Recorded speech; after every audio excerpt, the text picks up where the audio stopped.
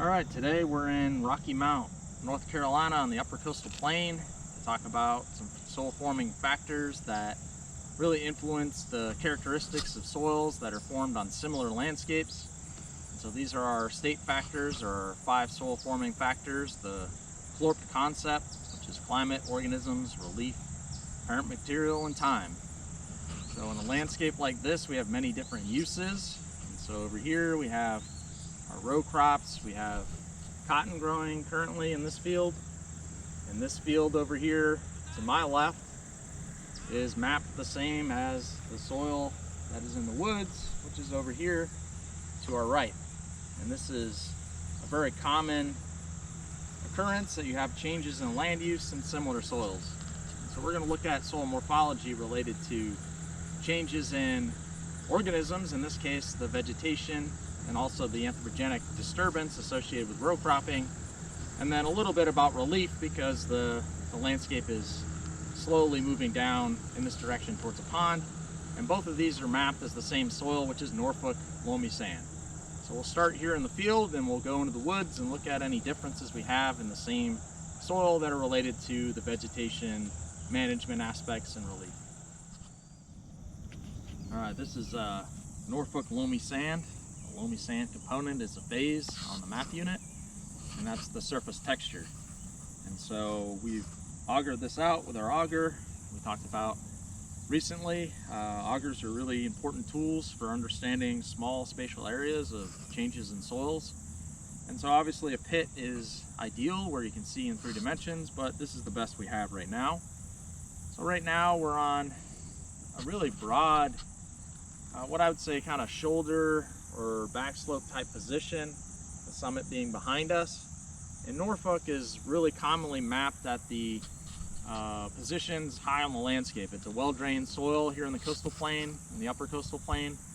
And so it's mapped on the summit, the shoulder, and the upper back slope positions all throughout these types of landscapes. It's also a prime agricultural soil, which means it has high productivity and it's used primarily for agriculture in this region. And it has a number of properties that are beneficial for agriculture. The number one being how well drained it is. The seasonal high water table is typically below 100 centimeters, but it does have a lot of sand on the surface, as we'll talk about here in a second, which can lead to droughtiness if you match the wrong crop with it. So we're going to look here at the morphology more in depth. Alright, so here's the soil that we pulled from the auger, and as you can see, the surface here, we have 2 horizons, and they're light colored. These soils form through the process of lessivage, or forming clay over long periods of time, and that clay forms from the weatherable minerals and is eluviated with an E to the lower sections of the soil, which are in this case, BT horizons, or the argillic or canic horizons in these landscapes. And so that's what you're seeing here is the surface, the upper 44 centimeters of this soil is loamy sands. And so all the sands here are the non-weatherable minerals, which are mostly quartz. And the weatherable minerals over millions of years on landscapes like this have weathered out, formed secondary clays, and those clays have moved with water over tens to hundreds of thousands of years to the lower part of the soil here. And so the upper 2 horizons are loamy sands. The first horizon has weak structure, weak subangular blocky structure, and this is the AP. So we're in a agricultural field, and this has been plowed. So this is your AP horizon. That AP goes to about 25 centimeters. The thing with loamy sand is you can make a ball like so, but you can't ribbon it. And so even as I try, the ribbon is falling apart before I can really push it. And you can hear the grittiness. You can see some staining of my fingers, so there are some fines here, but so it's not sand, but it creates a ball, but I can't ribbon it. It's loamy sands. The other thing you want to notice is the light color. That gives it away that it's an AP. Because of plowing continuously in the hot, humid temperatures that we have, the organic material that's added in these farm fields is not enough to build up a lot of humus. And so what we get is more oxidation of carbon than we're having inputs, and so our AP horizon is very light colored. And if you color this on the month cell book, we got 10YR43, which is brown. But as you'll see in a little while, these soils can accumulate a lot more carbon if you have more carbon inputs, which is common in something that's non-managed or not anthropogenically altered every year through plowing, something like the woods adjacent to us. The second horizon is loamy sand as well, and the color that we got on that was 10YR56. It's yellowish brown, and it has weak structure as well. Weak subangular blocky structure. It's all falling apart in my hand. I'd just call this a BE horizon. It's pretty oxidized, pretty yellow, but the major process is eluviation with an E. It's forming clay and moving it into the subsoil. So we have an AP, a BE, and then down here we have a BT1 and a BT2. Depending on the apparent CEC, this will either classify as an argillic or a candic horizon. Norfolk typically has candic because it's highly weathered, kaolinitic clays, low activity at this landscape position. Although that needs to be confirmed with laboratory data. But what you can see right off the bat is a really marked increase in the grade, or how well these structural shapes are expressed. And typically, as you get more clay, you get better structure. So this is subangular blocky as well, but it's moderate grade. Much more evident even coming out of the auger that we have subangular blocks down here versus the upper horizons. So both of these BT horizons have a moderate structural grade, and they're both subangular blocky. You may notice as well that structural aggregates are quite small at the surface. They're getting larger and larger with depth. And this is very typical in soils because of freeze thaw and mechanical mixing. You're going to break up the larger PEDs or the structural units, and they're going to become smaller at the surface. Roots also play a part in breaking these apart. As you get deeper and deeper, that structure gets larger and larger and eventually goes away as you approach the C horizon. The parent material here is unconsolidated marine deposits, just like any or most of our coastal plain landscapes in the uplands at least. The reason that we separated these two BTs, they're both clays, so we've sort of worked up a ball and we do a scuff test, and you can probably see that, but we got highly shiny material, so we're way above 27% clay here. And I can ribbon this about 4 inches. No problem. And so this will come out of clay. So we go from loamy sand to clay. That's a pretty extreme jump in clay. We go from 5% to 40 right in the soil. The clay is going up and up in this. It's even higher in the lower BTs. So there's about 42% clay here in the first BT, and we're pushing 50 in the second BT. So the reason that I separated these two BTs is you can see the structural aggregates have gotten progressively larger down here relative to up here. And the other thing that you can notice is redoxamorphic features are coming in. And so we have our gray, our zones of gray and our zones of red. And this is, the red is the concentration and the gray is a redox depletion. So our seasonal high water table in a Norfolk soil is 100+ centimeters. And we're getting depletions here somewhere around 96, 97. It's pretty close for mapping, from a mapping standpoint.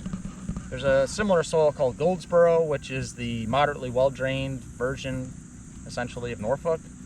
So this Norfolk and Goldsboro are very, very close in interpretations. They're both prime agricultural soils.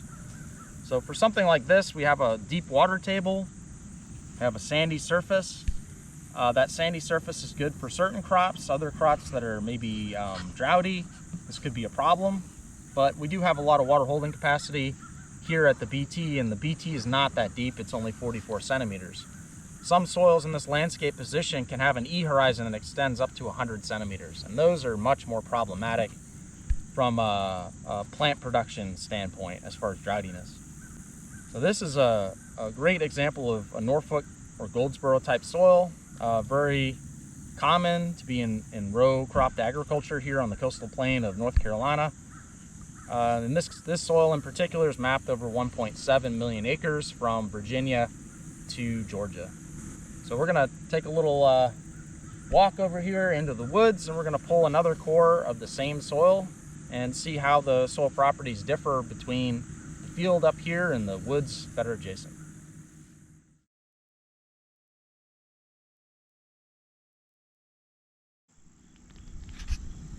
All right, we've moved down the landscape from the farm fields, which are to my right, and we're now entering the woods. And wherever you see woods adjacent to a farm field, you need to think there's some reason that the farm abandoned this land in the past, and so we'll look at that here in a minute. But this is mapped as the same soil series, the Norfolk soil series on a sea slope, as we looked at earlier. And so we're going to look at changes related to organisms, which is humans influencing the soil, as well as the vegetation. So behind me we have deciduous trees, mostly oak and beech trees, and that's a big component. And then the second component being relief. And so here you can kind of see the landscape is sloping off to my left down into a pond, and we're on the shoulder position here. And the shoulder position is where you get maximum erosion if you're disturbing the soil. So we're gonna take a step back here into the woods and take a look at this Norfolk. All right, here we are in the woods. We've augered down to expose the profile here. And immediately what you can see is on the surface, we have a nice litter layer. So this is litter from both this year, it's October right now. So we have new leaves entering, like so. And then we have our older leaves, which are probably from last year. And then as we excavate out even further, we have really broken down leaves, which are probably from 2 to 3 falls ago. So this is called our litter layer. And so when you're in the woods, anything you can remove easily by brushing with your hands is considered the litter layer. Sometimes this is called duff in forestry. And then once you hit solid ground that's held together typically in the woods by roots, that's the start of the actual soil. So here we've dug out the soil, starting with the material that is not easily moved. And what you can see it's almost like a toupee here on top of the mineral soil. So this is the mineral soil, second horizon, and on top of that, we have a couple centimeters or 1 inch of litter material or leaf litter material that's highly or more decomposed than the duff, and it's held together by all these fine roots. And this is an O horizon. And so we have this little nice soft O horizon when you're walking in the woods and it feels like carpet. That's what this is. So we have a 1 inch O horizon here. And that tells me that this site has been out of agriculture and in forest for quite some time. Judging by the largest trees in here, which are our oaks, this has probably been abandoned for about 80 years. So we've had 80 years of leaf litter accumulating, and we have a nice little O horizon. With O horizons, we need to estimate. You have to tell the user more than just it's organic. You have to say how decomposed it is. And we do this by rubbed fiber content. And basically what you do is you take the material, and this excludes live roots, and you rub it 10 times in your hand, and then you remove the roots. And you look at identifiable fibers, which are fibers you can identify as leaves, wood, anything of that nature. Again, live roots don't count. So the magical number is 0 to 17. 17%. If you have less than that, that's an OA. It's highly decomposed. If you can see 17 to 40% fibers after rubbing, we'll call that intermediate decomposition, or OE. And if it's over 40% fibers, we'll call it an OI. So here I have a lot of identifiable fibers, mostly little wood fragments. There's also these little leaf fragments all through here. Now, I'd say it's not more than 40, but it's more than 17. Let's say 25% maybe. identifiable fibers, maybe even 30 in here. Got a bunch of ants. Hopefully they're not fire ants on my hand. And so around 30% identifiable fibers. I'm going to call this an OE horizon. The OE horizon is the most common horizon you'll find in uplands in the woods. It's intermediate decomposition. OAs are more common in wetlands around here, and we don't get a lot of OIs just because of how hot it is. We have microbial decomposition all the time. Underneath that, you'll see this first mineral horizon is an A horizon. You can see here it's much darker in color than when we were up in the farm field. And let me hit that with some water. And we colored this, so the farm field, when we colored the AP horizon, it came out 10YR43, which was brown. And we colored this after crushing and smoothing, and we came up with 10YR32, which is very dark grayish brown. And so we've dropped down one value and one chroma. So this is significantly darker A horizon than in the field. But what you'll notice here is the A horizon only extends to 11 centimeters. So although we have a lot more carbon here and a lot darker colors because of the change in vegetation, which is in our chlorp concept is the organisms part, we also have evidence here of a really abrupt boundary going from the A into the BTs. And Norfolk usually has a really sandy cap if it's left undisturbed. And so the fact that we don't have a lot of sand or any E horizon here is suggesting that on this shoulder position, why is it in woods? They probably cultivated it in the past, and all that sand or all your fertility, your A horizon, just sloughed down the hill and went off into the creek down below. So this is indicating likely we had massive erosion and then they just abandoned the fields and let it grow naturally into oaks. And that's evident of essentially missing the sand cap of this type of soil that should be here. And so we go directly from the A into the BT1, then we have a BT2, and we have a BT3 here. Notice very similar. We have good moderate structure again. Subangular blocky structure. Notice though a lot more roots, especially coarse roots, which is again associated with the predominant vegetation on this site being trees relative to row crops. So this soil obviously is darker, has more carbon, but it's thinner surface, and then right into the eroded BTs, and very similar composition at depth here. We get into something like sandy clay loam, and then it really starts jumping up in clay here, and we're probably into clay further down. And again, at the very bottom of this soil, if you look hard enough, you can find a few redox depletions, but not too many. Here's some concentrations. These aren't chroma 2 yet, so they're not legally identifying a seasonal high water table. We do have areas that are getting lighter, probably chroma 3. And if we went a little further, we're only at about 103 centimeters here, you'd start seeing your redox depletions. But again, this falls into a well-drained soil. The redox depletions are below 100 centimeters. And so what would make this different, obviously, than the field there is the lack of the sand cap. And we'd probably put a phase when mapping here. I would put a severely eroded or a moderately eroded phase on this, a map unit, which currently isn't on this map unit. So the map unit that we're looking at right now straddles both the woods and the fields, but it's very common on the edge of productive farmland today. Why is it in woods? You need to sort of think about that. Typically, it's because of erosion. We're on the shoulder landscape position instead of the more summit position with less slope.